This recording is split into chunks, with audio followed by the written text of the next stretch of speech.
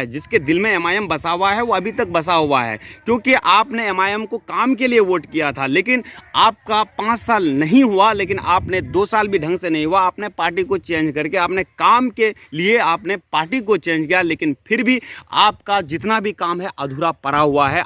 दोस्तों, किशनगंज लोकसभा का चर्चा लगातार जारी रहेगा, क्योंकि किशनगंज लोकसभा में युवाओं का क्या सोच है, क्या प्रतिक्रिया है, इस बार जो है कौन सा पार्टी को लोग जो है पसंद करेंगे। हमारे साथ कमाल भाई जुड़े हैं।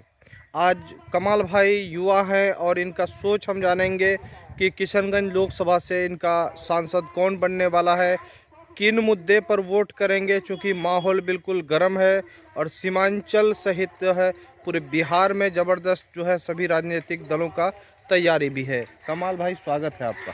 जी बहुत बहुत शुक्रिया। आपके चैनल के द्वारा आप हमको जो सवाल पूछ रहे हैं, सभी दर्शकों को मेरा सलाम नमस्कार।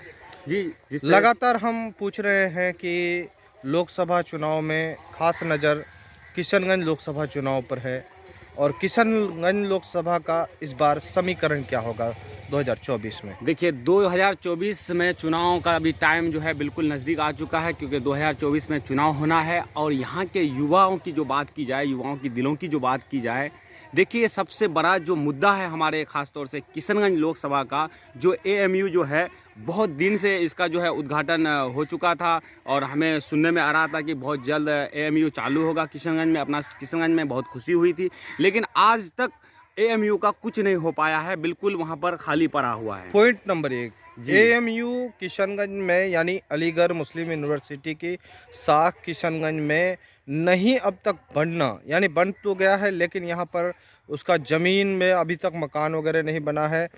इसका जिम्मेदार कौन है? कि किसी के ज़ुबान में आवाज़ भी नहीं है। जैसे कि हमारे जो सदर अख्तरुल इमान साहब हैं, वो बार बार अलग अलग मुद्दे में अपना चर्चा करते हैं, आवाज़ उठाते हैं, चाहे कहीं भी हो, सांसद में हो या असम्बली में हो, कहीं भी हो, वो अपना ज़ोरों शोरों के साथ अपना ये जो अपने सीमांचल का जो मुद्दा है वो उठाते हैं। आप खाड़ी पुल के बारे में देख लिए, कुछ दिन पहले जो है आपके असम्बली के बाहर जो उन्होंने अकेले ही धरना प्रदर्शन में बैठे थे। ये जो है हम युवाओं के लिए, हम युवाओं को चाहिए कि ऐसे नेता को मौका दिया जाए, ख़ासतौर से किशनगंज लोकसभा के लिए, जिन्होंने हमेशा गरीबों के लिए आवाज़ उठाए हैं, मज़दूरों के लिए आवाज़ उठाए हैं। जो काम अब तक नहीं हो पाया है हमारे सीमांचल में, उसके लिए लगातार वो आवाज़ उठाते आए हैं। तो मेरे हिसाब से युवाओं को भी सोचना चाहिए, और मैं खुद युवा हूँ, मेरा भी सोच है कि यहाँ पर कोई नया चेहरा को मौका मिला जाए, क्योंकि आज 70 साल से कांग्रेस को ही यहाँ पर मौका मिल रहा है, लेकिन कांग्रेस का सांसद अभी भी मौजूद है, लेकिन किसी भी बारे में वो ना कोई बहस करते हैं, ना कोई आवाज़ उठाते हैं, ना क्षेत्र भ्रमण करते हैं। आपका देखिए कितना बदहाली है हमारे किशनगंज लोकसभा में, कहीं तो पुल अधूरा छोड़ दिया गया है। लेकिन असल मुद्दा यहाँ का कौन उठाता है और किससे हल हो सकता है? देखिए असल मुद्दा, देखिए जैसे कि हमारे जो अख्तरुल इमान साहब हैं, वो बिल्कुल पॉइंट वाली बात करते हैं, जो लोगों को चाहिए उसके बारे में आवाज़ उठाते हैं। तो अगर अख्तरुल इमान साहब को यहाँ से मौका मिले तो एक बार उनको भी चांस दिया जाए, क्योंकि जिस तरह से वो बेबागी से अपना आवाज़ को बुलंद करते हैं, अपनी आवाज़ को उठाते हैं, तो हमको लगता है कि ये एएमयू हुआ, उसके बाद खाड़ी पुल हुआ, और बहुत सारे पुल हैं जो हमारे अपने किशनगंज क्षेत्र में अधूरा पड़ा हुआ है। तो मेरे हिसाब से अगर उनको एक बार मौका मिला या अगर उनको यहाँ की जो है हमारे जो लोग हैं, यहाँ के किशनगंज क्षेत्र के लोग, अगर उनको मौका दिया जाए तो हमको लगता है कि उनके द्वारा इस काम का हल हो सकता है। लेकिन बहुत सारे युवा इस तरह से सवाल करते हैं कि यहाँ पर जो एमआईएम के जो विधायक बने थे, एक लहर था, जी है ना, ओवैसी लहर था, एनआरसी के मौका था, अब वो लहर नहीं आ पाएगा, इस तरह का कुछ लोग बोल रहे हैं। क्या प्रतिक्रिया रहेगा आपका इस पर? देखिए, इस मुद्दे अगर बोलते हैं कि यहाँ पर एमआईएम का लहर था, उस लहर में जीत गए थे, तो ये गलत सोच है। देखिए, चाहे हम भी वोट किए थे, जैसे कि विधानसभा जो इलेक्शन में मैंने भी वोट किया था, लेकिन वो ज़्यादा दिन उस पार्टी में नहीं रह पाए। अगर 5 साल पूरा रहकर अगर कोई काम नहीं कर पाता तो वो जिम्मेदार होते, लेकिन उन्होंने 2 साल सही ढंग से नहीं हुआ था और पार्टी चेंज कर दिए। हमारे जो 4 विधायक हैं उन्होंने पार्टी चेंज कर दिया, तो इसके जिम्मेदार खुद जो प्रत्याशी हैं वो हैं, उसके जिम्मेदार आप एमआईएम को जिम्मेदार नहीं ठहरा सकते हैं। इसका मतलब ये है कि यहाँ पर एमआईएम का क्रेज घटा नहीं है? नहीं, बिल्कुल नहीं घटा है। जिसके दिल में एमआईएम बसा हुआ है वो अभी तक बसा हुआ है, क्योंकि आपने एमआईएम को काम के लिए वोट किया था, लेकिन आपका 5 साल नहीं हुआ, लेकिन आपने 2 साल भी ढंग से नहीं हुआ, आपने पार्टी को चेंज करके आपने काम के लिए आपने पार्टी को चेंज किया, लेकिन फिर भी आपका जितना भी काम है अधूरा पड़ा हुआ है। आप देख सकते हैं, आप खुद घूमते हैं, मैं भी घूमता हूं, एक युवा हूं, काम में भी रहता हूं, जगह जगह जाता भी हूं, लेकिन मैं एक बात बोलना चाहूँगा, खासतौर से हमारे जो मौधे से जो किशनगंज रोड जाती है, आपका मौधे पुल अब तक वहाँ पर अधूरा पड़ा हुआ है। जबकि महागठबंधन का सरकार भी है और महागठबंधन में गए भी हैं जी बिल्कुल, काम के लिए विधायक जो है वो। अच्छा, अख्तरुल ईमान साहब के काम से आप कितना वाकिफ़ हैं कि वो जो अमूर विधानसभा में हैं, इकलौते हैं, क्या लग रहा है वहाँ पर विकास हो रहा है?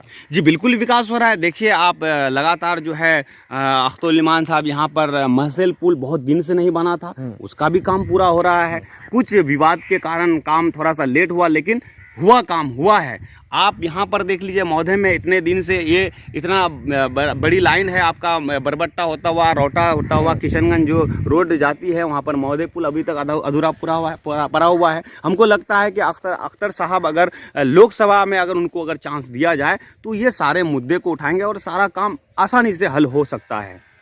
यानी आपका कहना है कि लोकसभा में यहाँ के लोग एक बार मौका दिया जाए? जी बिल्कुल मौका दिया। देखिए लगातार कहीं ना कहीं 70 साल जो भी हो, जी यहाँ पर कांग्रेस का ही सांसद रहा, इसके बावजूद विकास नहीं हो पाया है।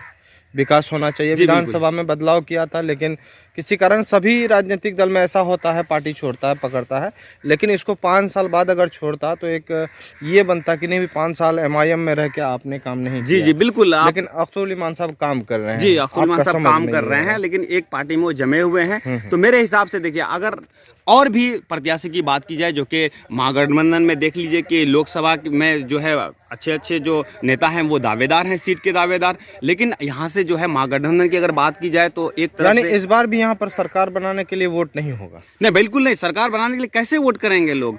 आप देखिए पूरे बिहार में आपका सिर्फ कोचा धामन क्षेत्र, आपका किशनगंज क्षेत्र से लोकसभा सीट एक ही मिला है जो कि जावेद साहब हैं, और वही जीतते हैं। जी वही जीतते हैं, यहाँ पर कांग्रेस ही जीतते हैं। यानी इस वक्त जो है राहुल गांधी भी भारत जोड़ो यात्रा निकाले हुए हैं, इसमें देश में कोई असर पड़ने वाला नहीं, कोई असर पड़ने वाला नहीं है।